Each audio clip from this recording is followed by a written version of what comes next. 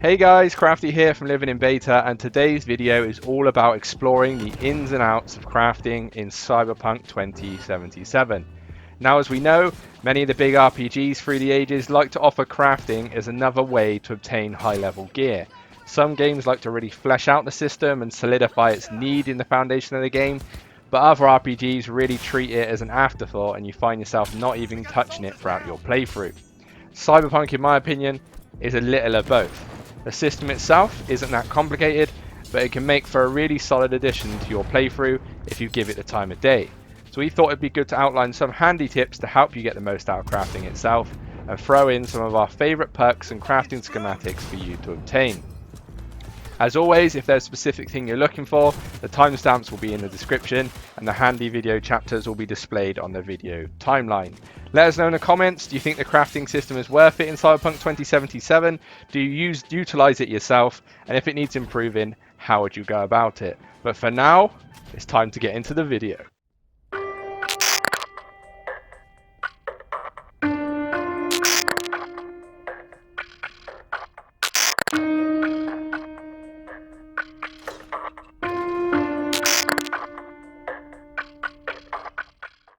Now, before we get into crafting and the crafting menu itself, it's important that we go through the components needed to be able to craft something. So if you go into your inventory and into your backpack, you'll notice on the left hand side you have this components section here, and then the Quickhack components section here. Now, for Quickhack components, you collect them, but they're only usable if you obtain a certain perks in the attributes trees. We won't go through that now, we'll go through that later on in the video. But the important ones for now are the general components. You'll have common and uncommon components that are used for the majority of things in Cyberpunk. And then you have different rarities depending on color. So blue is rare, purple is epic, and obviously gold is legendary, very similar to what happens with weapons.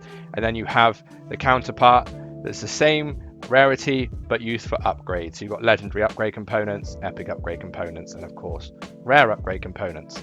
Now, these components themselves can be obtained in lots of different ways. First, you can just loot bodies, of course, and pick up components from them. Happens every now and again, and you'll just naturally pick these up as you go. Secondly, you can of course disassemble certain weapons. So you'll see I've got a purple weapon here, and when I hold to disassemble, it shows on the left hand side that I'll get +9 common, +6 uncommon, and a mixture of rare and epic components. Now, in most of our videos we've spoke about making sure you disassemble things you don't use. It's very important because these components can really get built up quickly if you take that time, instead of selling things if you don't need those eddies very much to disassemble things. It's the same with these added attachments and mods, same with cyberware, same with armor, and there's actually same with grenades, and there is also some consumables out there, usually those boosters and things that can increase certain stats that can be done. It used to be that you could disassemble some of these other items, and there was lots of videos out there with regards to almost farming those common and uncommon components. Doesn't seem to be a thing anymore. I guess with the patches they've stopped that. If that's still a thing, let me know in the comments. Now, once you've obtained these components from this way, you can be in a situation like this where you've got no weapons left and you've got nothing else you can disassemble. So you're going to need to go to vendors. Now, there's lots of vendors. Any weapon or armor shop out there will sell a range of components, but they don't sell every type of component, and it's very rare to find those, ironically, common and uncommon components. So I recommend this place on the map. If you come to Westbrook, and more specifically in Japantown, to the flight path here, or fast travel point Mega Building H8, there is a junk shop vendor just here near where the Ripper Dock is. Now, it's important to note that you won't unlock this guy until you've gone through some of the quests. I think the quest itself is called Automatic Love, but essentially it's a quest to buy a brain dance while you're looking for a main character in the game. I won't spoil it. Once you've done that, you can then use this guy quite often as a shop. Now, you can see here, it doesn't just sell the legendary item components and the upgrade variant, but it does sell epic, rare, and even uncommon and common items. And this essentially is a very, very good way of getting things if you're not able to pick them up naturally throughout the game. Obviously, a lot of people will be using exploits or have a lot of eddies right now, so this is a quick way to do that. There's also ways out there of when you make an item, you can sell them and then buy the components back for cheaper. As check out our Armadillo Mod video for that one. So yeah, essentially those kind of ways are the way to get the materials. Let's get into how you get to the crafting. Now with the crafting menu itself, Cyberpunk have made a specific area for you in the menu to access the crafting menu. So you'd click on crafting here. That brings up kind of two screens with lots of information on that we can talk through now. So firstly, you have a crafting screen here and an upgrade screen. Fairly self-explanatory. Crafting is crafting new items of many different rarities, and upgrades is obviously upgrading the items that you already have. These things you see here, these kind of silhouettes of weapons and items, these are called schematics that you've obtained throughout the game. Certain schematics will pop up depending on circumstance, which we'll run through a little bit later, but essentially if you pick up iconic weapons, you'll get the schematic automatically, and as you level up crafting here, this crafting XP bar, you'll also unlock schematics as well. Now, this crafting XP bar is linked to you crafting in game, and it's also linked to your tech ability. So every time you craft an item, for example, if I just do one here, you'll see that you get XP, top left hand corner, plus 58, you get XP in the crafting area. Now crafting itself is based and set inside the technical ability tree. Now crafting is level 7 on this character, but my tech ability is level 15. That means the maximum level I can get my crafting to right now is 15, because I've got 15 in the kind of the top attribute level of this spec area. Now if we go back into the crafting screen, you of course have got different rarities for different items you can create, and then when you click on an item, it shows you the components you'll need. Now these components may differ for you due to perks and things like that. We can make them cheaper. We'll go through that a little bit later in the video, but it's important to know that the components you need are here. The money that you can sell the item for is here. Weight is obviously here, and then this damage here, just for reference, especially on weapons and obviously the attributes of armor, this is related to your level, but without any modifiers from gear or mods or perks. So it's just bearing that in mind as well. Now, of course, as I said, crafting level here does go up every time you craft something, and there's different increments where you unlock schematics just for being a certain crafting level. So level 6, you unlock the uncommon schematics for consumables, weapons and clothing, and then at level 9 you'll start unlocking some rare schematics for weapons, weapon mods and clothing of the like. And then it goes up to level 13 where you start unlocking some epic schematics for weapons, gadgets and cyberware. And then obviously at level 18, well not obviously, but at level 18, you'll get the schematics for iconic weapons and clothing. Now, as I said a second ago, it's important to note that you can still unlock schematics without leveling crafting up. You can see it here, this is a perfect example. I'm at 7, which is obviously one level above where the uncommon schematics for consumables, weapons and clothing would be, but I've unlocked a hell of a lot of different schematics at different rarity levels just by picking up loot in game. So that's kind of the crafting area.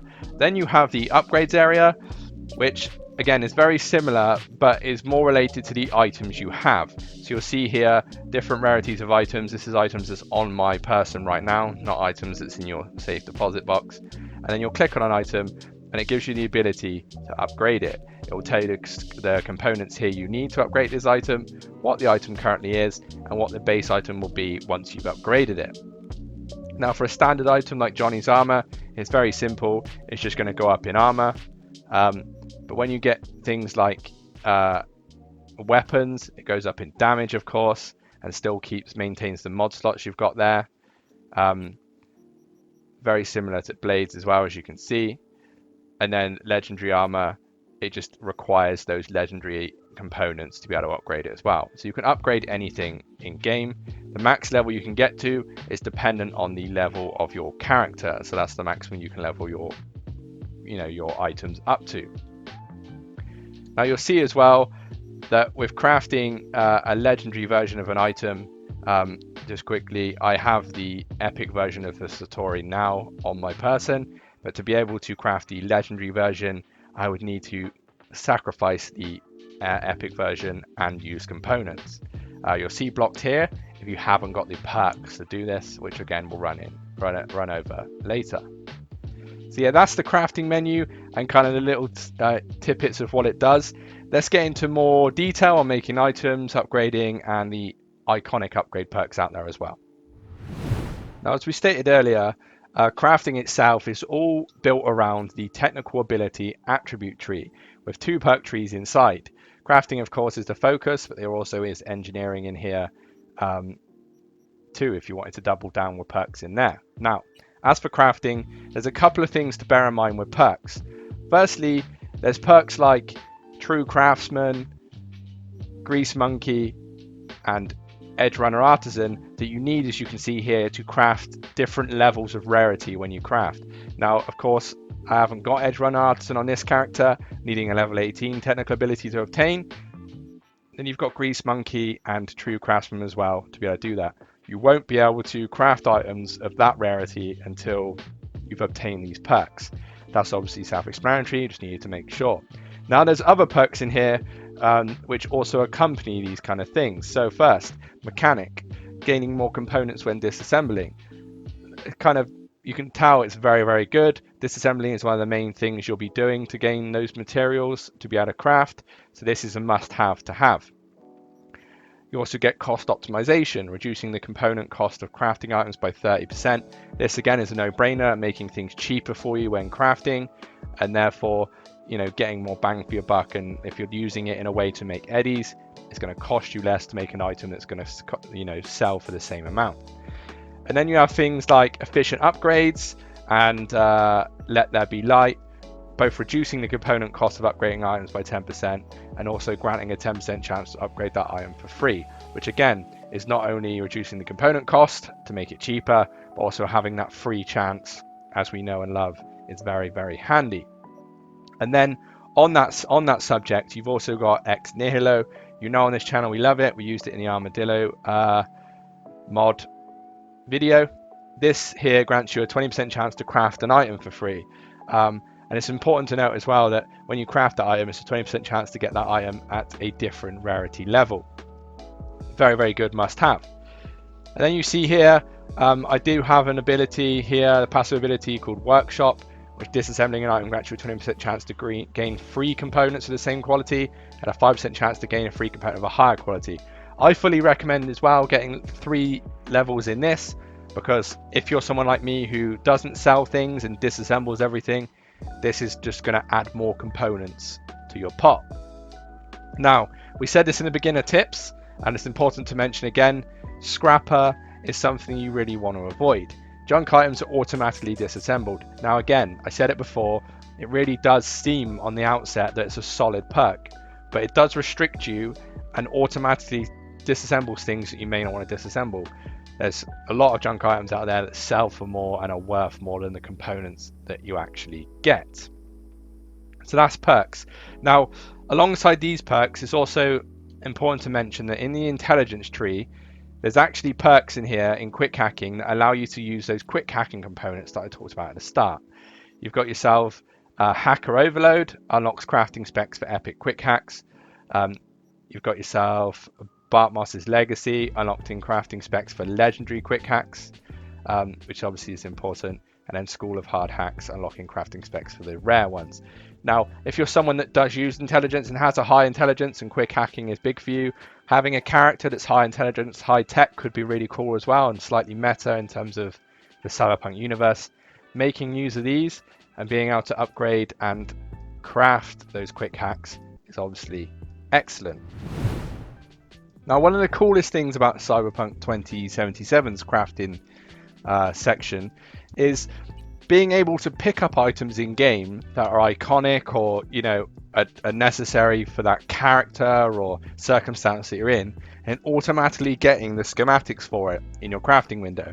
As I said previously, you obviously get base schematics from how high your crafting level is, but being able to obtain these schematics without really pushing crafting on a base XP level is really, really good.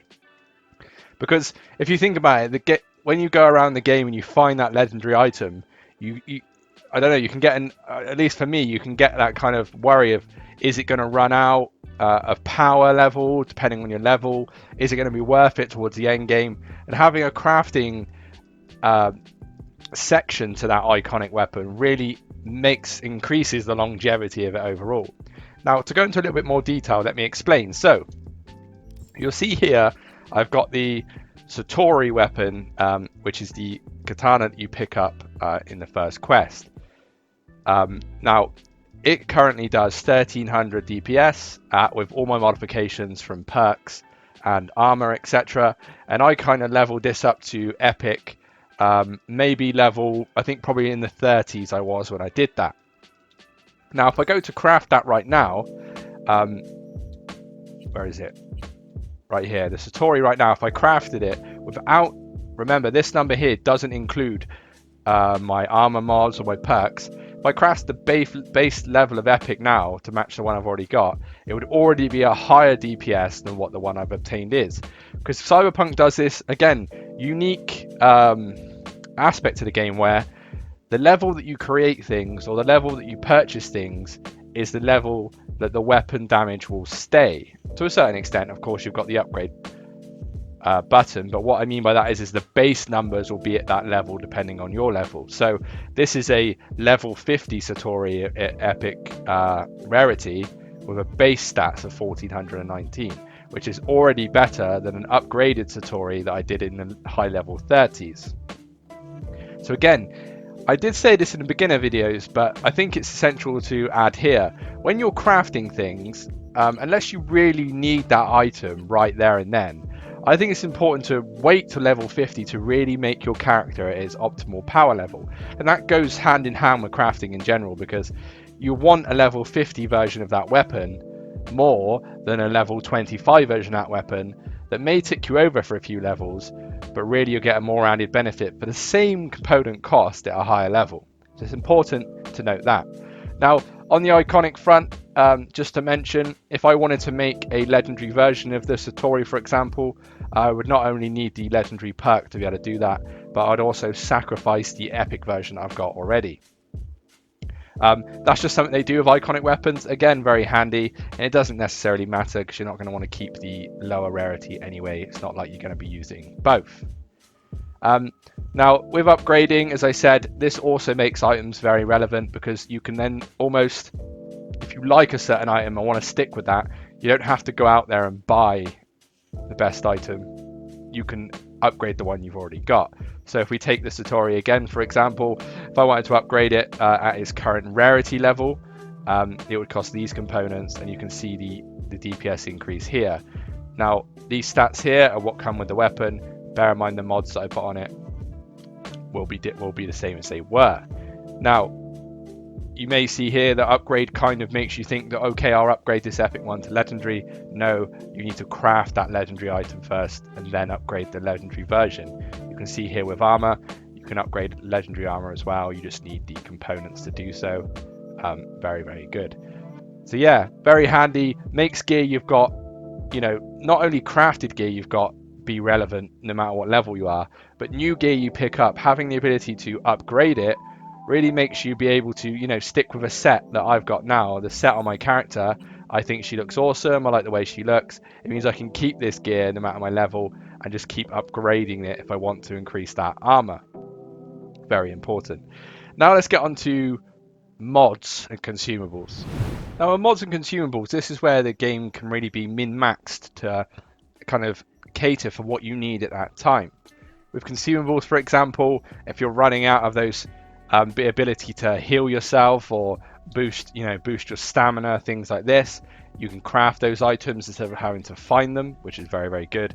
And also ammo as well. I've seen out there people saying I haven't got enough ammo, or I'm stuck in a situation where there's no stores around.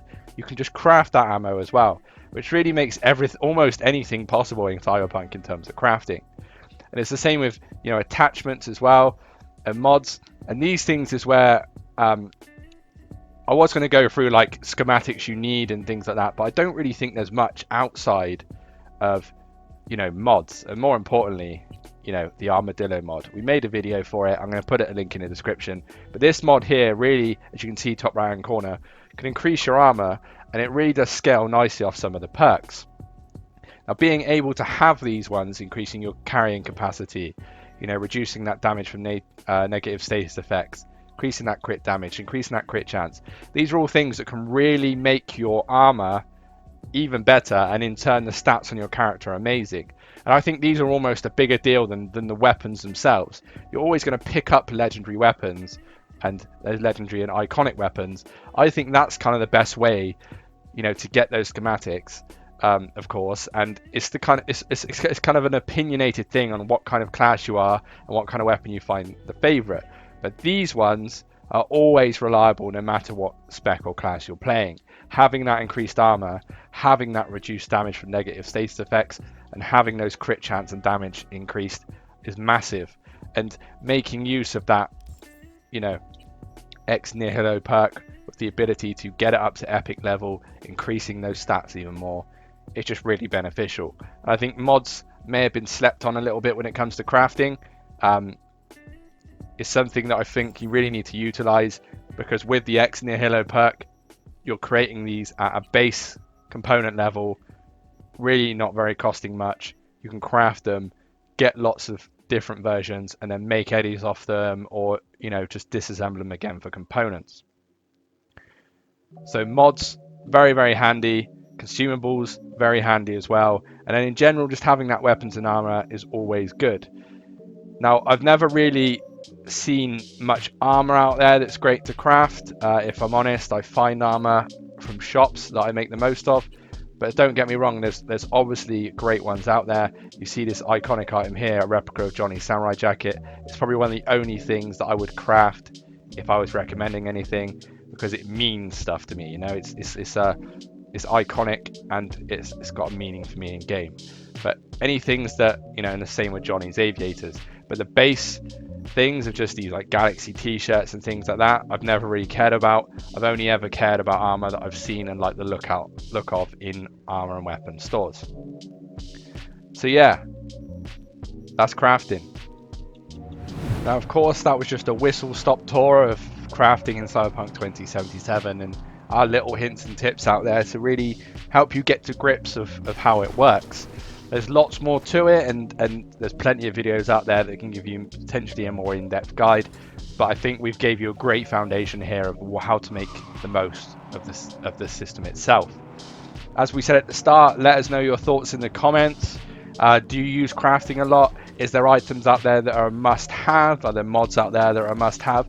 And do you think CD Projekt Red could maybe expand on crafting a bit more? You know, maybe crafting vehicles, or, you know, parts for your home and stuff like that. I know there's probably mods out there on PC, but as console players, you know, can we get some more out of crafting ourselves? But yeah, let's have a chat. As always, thank you for watching these videos. I know we've done a couple of videos now that are more for the new player of Cyberpunk 2077, but it's important for those that are new to the game to get some love too. If you like the video though, drop us a like, share it with your friends and family, drop us a subscribe if you want to see more content like this one. And remember, don't be a gonk.